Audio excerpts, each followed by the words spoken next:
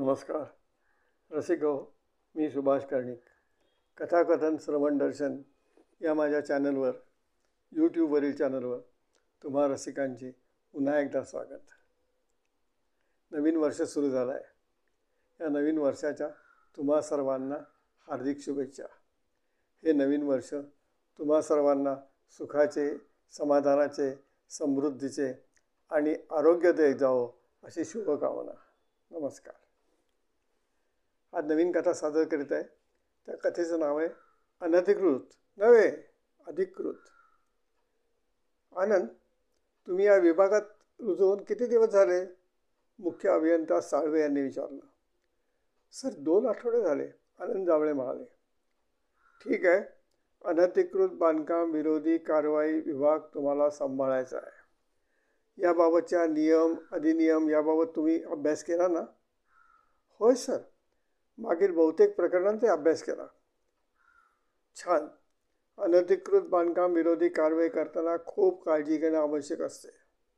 दिलेल्या प्रकारचे लोक दबाव आणतात, खोटी कारणे सांगतात, मिन्नतवारी करतात, पैशाचं आमिष दाखवितात. आनंद, तुम्ही या अगोदर ज्या 2-3 विभागात काम करीत होता तिथे तुम्ही फार चांगले नाव कमावलं आहे. एक उत्तम प्रशासक म्हणून तुमची ओळख आहे. सर, काळजी करू नका, मी या साऱ्या गोष्टींचा अभ्यास केला आहे. ठीक आहे, उद्या तुम्हाला एका अनधिकृत बांधकाम पाडायला जावं लागेल. हे ते प्रकरण आहे, त्याचा अभ्यास करा. एका सामाजिक कार्यकर्त्याने आपल्या जागेवर एक बांधकाम केलं आहे. अंतिम नोटीस दिली आहे, सावध रहा. होय सर. आनंदची मोटर गिरीधारी मंदिर मार्गावर वळली तेव्हा त्याने पुन्हा हातातली कागद पाहिले. 95 स्वरांजली गिरीधरी मंदिर मार्ग या पत्त्यावर जायचं आहे हे त्याने पुन्हा वाहकाला सांगितलं. त्याची सर्व टीम थांबली. तसा तो गाडीतून उतरला. समोरच बंगला होता. त्यावर नावही होते, स्वरांजली. बंगल्याच्या फाटकावर नाव होतं, बोबडे 95 स्वरांजली गिरीधरी मंदिर मार्ग. आनंदने बंगल्याचं निरीक्षण केलं. बंगला सुंदर बांधला होता. भोवताली बाग केली होती. त्याला आश्चर्य वाटलं की असा अनधिकृतरित्या बांधलेला बंगलाही केवढा सुरेख आहे. त्याने फाटकावरून आत प्रवेश केला. आवाज ऐकून एक वयस्क गृहस्थ बंगल्यातून बाहेर आले. समोर क्रेन, JCB आणि बरीच माणसं पाहून त्याने आनंदाला विचारले की रस्ता दुरुस्त करणार आहात काय? आनंदने त्यांना उलट विचारलं, तुम्ही बोबडे आहात काय? होय, त्यांनी सांगितलं. मी आनंद काटे, महापालिकेतून आलो आहे. तुम्हाला महापालिकेने नोटीस पाठवली होती. हे सर्व बांधकाम अनधिकृत आहे, तुम्ही ते पाडावे, परंतु तुम्ही काही कारवाई केली नाही, म्हणून आम्ही हे बांधकाम पाडायला आलो आहोत. अनधिकृत? काय म्हणता तुम्ही? हे बघा, मला कोणतीही नोटीस आतापर्यंत मिळाली नाही. शिवाय ही जागा मी विकत घेतली आणि बंगला बांधला. हे अजिबात अनधिकृत नाही. हो, तुम्हाला नोटीस मिळाल्याच्या पावत्यात. एवढं त्यांची मुलगी सविता तिथे आली. आपली स्कूटर तिने बाजूला उभी केली. बाबा, काय झालं? हे कोण आहेत? तिने विचारलं. हे आनंद काटे, महापालिकेतून आले आहेत. हे म्हणतात हा आपला बंगला अनधिकृत आहे. ती क्षणभर आनंदाकडे बघतच राहिली. थोड्या वेळाने ती सावरली.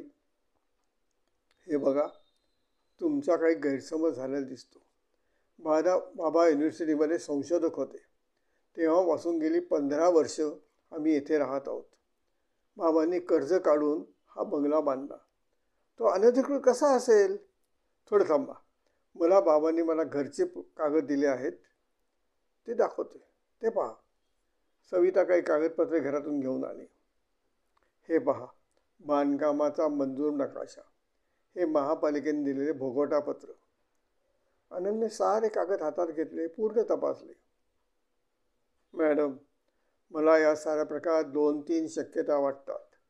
1, तुमचे हे सर्व कागद बनावट आहेत आणि तुम्हाला कोणतरी फसवलं आहे. दुसरं, हे सर्व कागद खरे आहेत आणि बंगला अनधिकृत नाही. तिसरं, महापालिकेला चुकीची माहिती मिळाली आहे. मग सर या गोष्टी तपासून घ्या ना, सविता म्हणाली. हे बघा, या साऱ्या गोष्टी तपासण्यासाठीच तुम्हाला नोटीस पाठवल्या होत्या. तुम्ही नोटीस आल्यानंतर महापालिकेला या साऱ्या गोष्टी का कळवल्या नाहीत? तुम्हाला किती नोटीस पाठवल्या? तुम्ही काहीच उत्तर दिलं नाही. त्यामुळे हा बंगला अनधिकृत असल्याने तो पाडावा असा आदेश माझ्या हातात आहे, आनंद म्हणाला. हो, पण आम्हाला कशी कोणती नोटीस आतापर्यंत मिळाली नाही, सविता म्हणाली. तुम्हाला सर्व नोटिसी मिळाल्याच्या पोच पावत्या माझ्याकडे आहेत. त्यावर बोबडेंची सही आहे. तुमचा आमच्यावर विश्वास नसेल तर पाडा. ठीक आहे, आम्ही आत बसतो. आम्ही या बंगल्याबरोबर आत जाऊ, सोबत जाऊ. ती बाबांना घरात घेऊन गेली आणि दरवाजा धाडकन लावून घेतला. आनंद गडबडला. या मुलीने दाखवलेले कागद खरे आहेत की बनावट हे आपण येथे ठरवू शकत नाही. खरे असले तर बंगला पाडण्याचं काम चुकीचं ठरेल. त्याने आपल्या सोबत्यांसोबत चर्चा सुरू केली. एवढ्यात एक व्यक्ती स्कूटरवरून तेथे आली. मिस्टर आनंद काटे कोण आहेत? त्या व्यक्तीने विचारले. येस सर, आनंद म्हणाला. त्या व्यक्तीने आपले व्हिजिटिंग कार्ड आनंदला दिले. मी सावंत, विद्यापीठात रजिस्ट्रार आहे. आताच बोबडे सरांचा फोन आला. त्यांचा बंगला अनधिकृत असल्याने तो पाडण्यासाठी तुम्ही आला आहात असे त्यांनी सांगितलं. याबाबत मी काही स्पष्ट करू इच्छितो. बोबडे सरांना आम्ही कर्ज मंजूर करण्याअगोदर सर्व गोष्टी विधी विभागाने तपासून दिल्या होत्या. त्यामुळे हा बंगला अनधिकृत असेल असे म्हणता येणार नाही. कदाचित काही चूक तुमच्या दप्तरात झाली असेल. माझी विनंती आहे की तुम्ही पुन्हा एकदा सर्व बाबी तपासून घ्याव्या. मी त्यामुळे ताबडतोब येथे तुम्हाला सत्य परिस्थिती सांगायला आलो. बोबडेंचा आवाज ऐकून सविता बाहेर आली. सविता, कशी आहेस? सर कसे आहेत? ठीक आहेत ना? सावंताने विचारलं.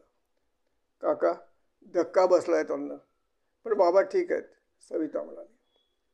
काटे सर, पुन्हा एकदा विनंती करते की तुम्ही साऱ्या बाबी पुन्हा एकदा तपासून घ्या, सविता म्हणाली. आनंदने थोडा वेळ विचार केला. त्याने आपला फोन घेतला आणि आपले वरिष्ठ साळवे यांना फोन लावला. सर्व हकीकत त्यांना सांगितली. मॅडम, माझे वरिष्ठ साळव्यांना मी सर्व हकीकत सांगितली आहे. ते थोड्या वेळाने फोन करतील. आपण थोडा वेळ वाट बघूया, आनंद म्हणाला. थोड्या वेळ सावळे यांचा फोन आला. आनंद, काहीतरी गडबड झालेली दिसते आहे. प्रकरण 59 स्वरांजली गिरिधरी मंदिर मार्ग याबाबतचे आहे आणि तुम्हाला दिलेल्या आदेशात 95 स्वरांजली गिरिधरी मंदिर मार्ग असं छापलं गेलेलं दिसतंय. तुम्ही आजची कारवाई रद्द करा आणि परत या. पुन्हा एकदा सर्व कागद तपासले पाहिजेत, साळवे म्हणाले. मॅडम, आजची कारवाई रद्द करण्यास त्यांनी सांगितलं आहे. कारण 59 स्वरांजली गिरिधरी मंदिर मार्ग याबाबतचं हे प्रकरण आहे. मला दिलेल्या आदेशात 95 स्वरांजली गिरिधरी मार्ग असं छापलं गेलेलं दिसते. परंतु मला आश्चर्य वाटतं, 59 स्वरांजली गिरिधरी मंदिर मार्ग येथे तुम्हीच राहता काय? कारण ती जागा बोबडे यांच्या नावानेच आहे. ओ हो हो हो हो, सगळा घोटाळा लक्षात आला, सरिताचे बाबा म्हणाले. आता तुम्हाला सविस्तर सांगतो. माझ्या पणजीचं नाव होतं अंजली. ती खूप छान गाणे म्हणायची. तिला सारे स्वरांजली म्हणत. ते दुसरे बोबडे, ते माझे दूरचे चुलत बंधू.